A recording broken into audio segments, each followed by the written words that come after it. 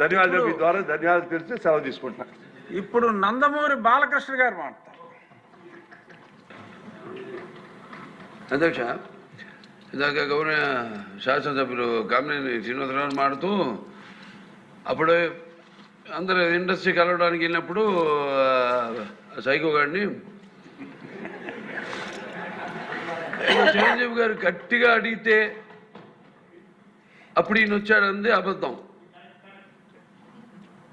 గట్టిగా ఎవడు అడగలేదు అక్కడ. అది మీరు అన్నారు ఇందాక,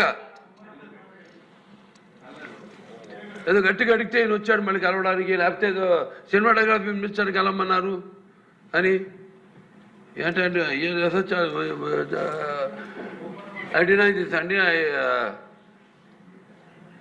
అవి మిగతాన్ని ఓకే, అవమానించడం ఆయన ఓకే. ఏదో ఆయన పెద్ద గట్టిగా చెప్తే ఆయన దిగి వచ్చాడంట కలవడానికి, లేకపోతే సినిమాటోగ్రఫీ మినిస్టర్ని కలవమన్నా అంట.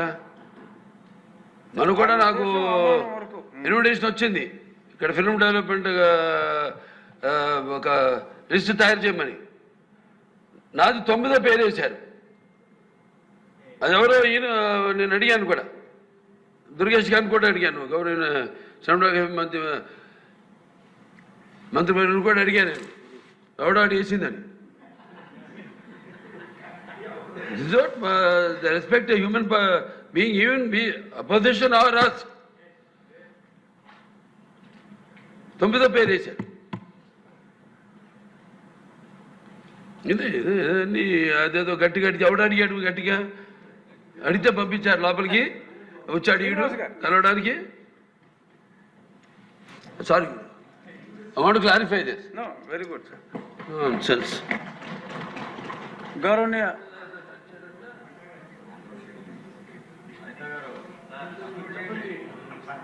అయిపోయింది. గౌరవనీయ ముఖ్యమంత్రి వర్యులు.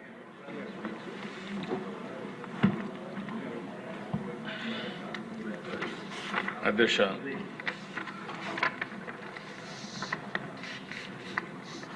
మొట్టమొదటిసారిగా డీటెయిల్డ్గా లా అండ్ ఆర్డర్ పైన మనం చర్చ చేస్తున్నాం. 19/24 జరిగినటువంటి